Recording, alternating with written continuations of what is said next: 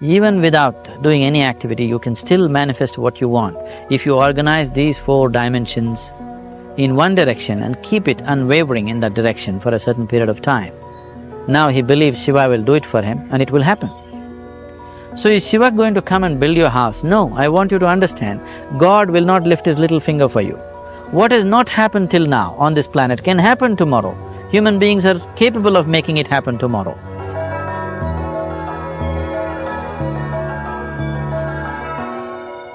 Everything we as human beings have created on this planet was essentially first created in our minds. All that you see, which is human work on this planet, first found expression in the mind, then it got manifested in the outside world. The wonderful things that we have done on this planet and the horrible things that we have done on this planet, both have come from the human mind. So if we are concerned as to what we create in this world, it's extremely important that first of all we learn to create the right things in our mind, how we keep our minds. If we do not have the power to keep our minds the way we want it, what we create in the world is also going to be very accidental and haphazard. So learning to create our minds the way we want is the basis of creating the world the way we want. There is a wonderful story in the yogic lore. On a certain day, a man took a walk. He went for a long walk. Accidentally, unawares, he walked into paradise. Fortunate, isn't he? He just took a walk and he landed up in paradise. After this long walk, he felt little tired. So he thought, oh, I'm tired, I wish I could rest somewhere. He looked around, there was a nice tree, underneath which there was very cushiony grass. So it was inviting. He went and put his head down there and slept. After a few hours he woke up, well rested, and he thought, oh, I'm well rested, but I'm feeling hungry, I wish I had something to eat. And he thought about all the nice things that he ever wanted to eat in his life. And instantly, all those things appeared in front of him. You need to understand, there the service is like that. Hungry people don't ask questions. Food came and he ate. Stomach became full. Then he thought, oh, my stomach is full, I wish I had something to drink. All the nice things that he ever wanted to drink, he thought about it and all of them just appeared in front of him. Drinking people also don't ask questions, so he drank. Now with a little bit of alcohol in him, you know Charles Darwin told you, all of you are monkeys, your tail fell away. Not me, Charles Darwin told you that you were all monkeys and your tail fell away and then you became human. Yes, definitely the tail fell away. But the monkey, in yoga, we always refer to an unestablished mind as markata, which means a monkey. Why we are referring to the mind as a monkey is, what are the qualities of a monkey? One thing about a monkey is, it's unnecessary movement. And another thing about the monkey is, if I say you're monkeying somebody, what does it mean? Imitation. Monkey and imitation have become synonymous. So these two essential qualities of a monkey are very much the qualities of an unestablished mind. Unnecessary movement, you don't have to learn it from the monkey, you can teach it to the monkey. And imitation is full-time job of the mind. So when these two qualities are on, a mind is referred to as a monkey. So this monkey became active within him. He just looked around, thought, what the hell is happening here? I asked for food, food came. I asked for drink, drink came. There must be ghosts around here, and ghosts came.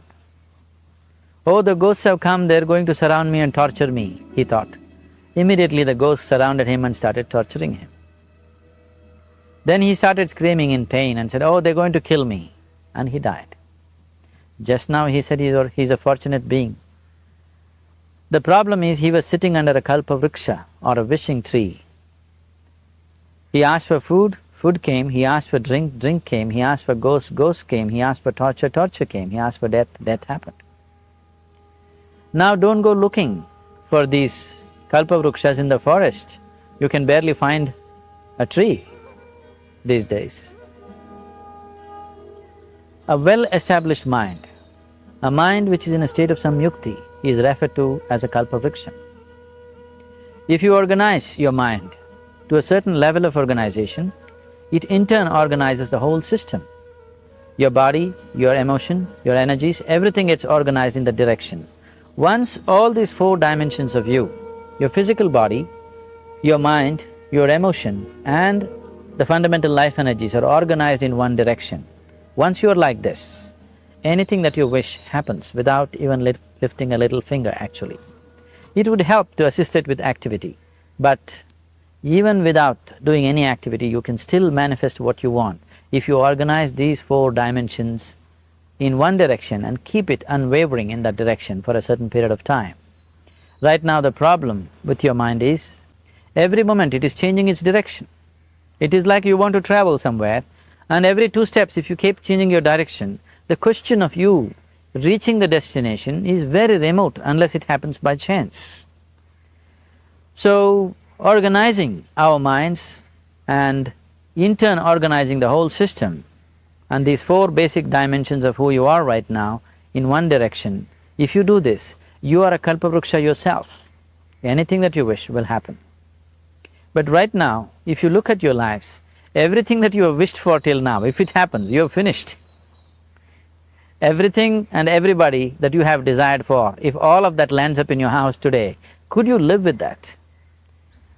Once we're empowered like this, it's very important that our physical action, emotional action, mental action and energy actions are controlled and properly directed. If it is not so, we become destructive, self-destructive. Right now, that is our problem. The technology, which is supposed to make our life beautiful and easy, has become the source of all the problem that we are destroying the very basis of our life, which is the planet. So what should have been a boon, we are making a curse out of it. What has brought incredible levels of comfort and convenience to us in the last 100 years or so has also become a threat to our life simply because we are not conscious action, we are in a compulsive state of action. So organizing our minds fundamentally means moving from a compulsive state of activity to a conscious state of activity. You might have heard of people for whom they asked for something and beyond all expectations it came true for them. Generally this happens to people who are in faith. Now, let's say you want to build a house. If you start thinking, oh, I want to build a house, to build a house I need 50 lakhs, but I have only 50 rupees in my pocket, not possible, not possible, not possible. The moment you say not possible, you are also saying I don't want it. So on one level, you're creating a desire that you want something, on another level, you're saying I don't want it. So in this conflict, it may not happen. Someone who has some faith in a god or in a temple or whatever, who is simple-minded, faith works only for those people who are simple-minded. Thinking people, people who are too much thinking, for them it never works. A childlike person who has a simple faith in his god or his temple or whatever, he goes to the temple and says, Shiva, I want a house. I don't know how, you must make it for me. Now in his mind there are no negative thoughts. Will it happen? Will it not happen? Is it possible? Is it not possible? These things are completely removed by this simple act of faith. Now he believes Shiva will do it for him and it will happen. So is Shiva going to come and build your house? No, I want you to understand, God will not lift his little finger for you. What you refer to as God is the source of creation. As a creator, he has done a phenomenal job, there's no question about it. Could you think of a better creation than this?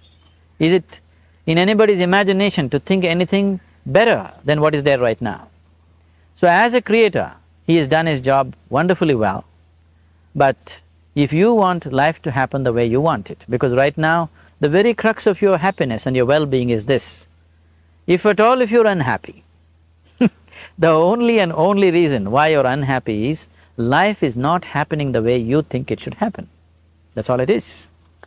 So if life is not happening the way you think it should happen, you're unhappy. If life happens the way you think it should happen, you are happy. It's as simple as that.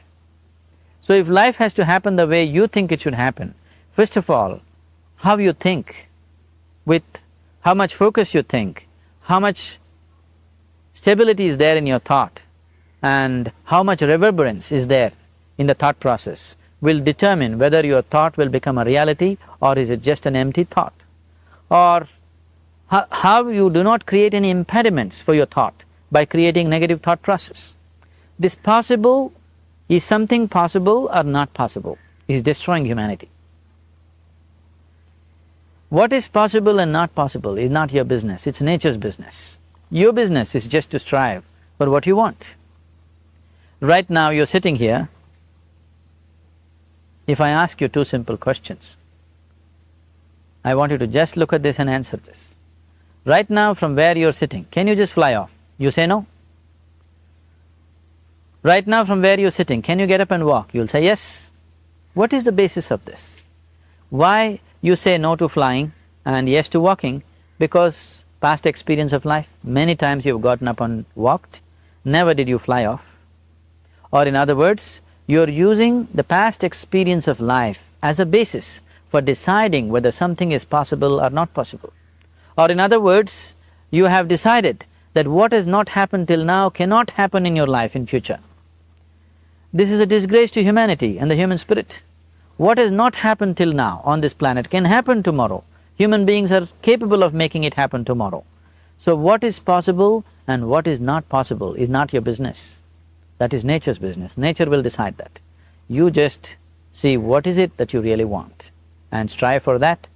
And if your thought is created in a powerful way, without any negativity, without any negative thoughts bringing down the intensity of the thought process, the first and foremost thing is you must be clear what is it that you really want.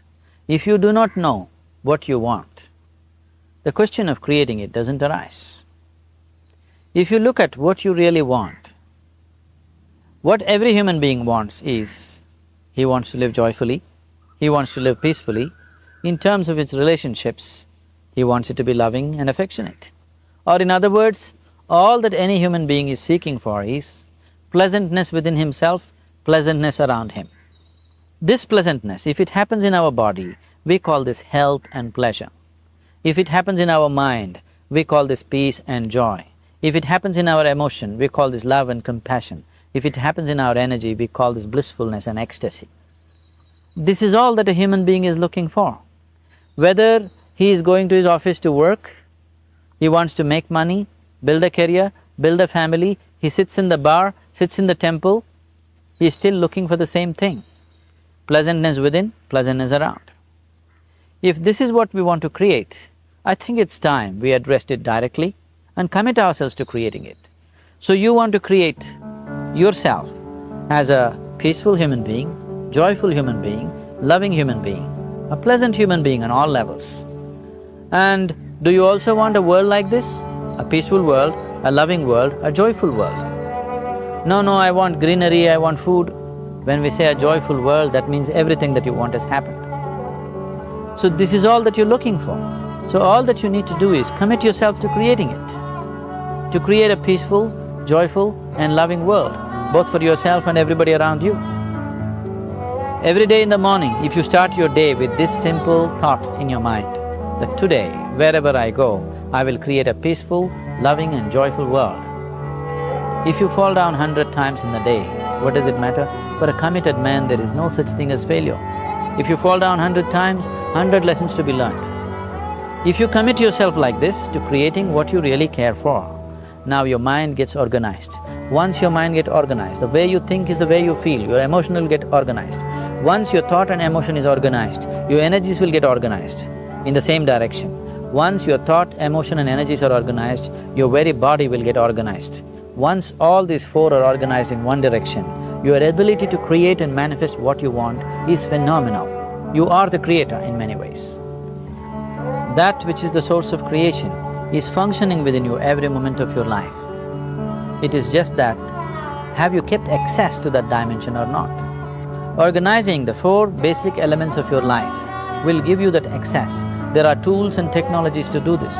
The whole science of yoga, the whole technology that we refer to as yoga is just about this, transforming yourself from being just a piece of creation to become a creator. It is my wish and my blessing that every human being in this world should have this access to the source of creation within himself, so that he can function here as a creator, not just as a piece of creation.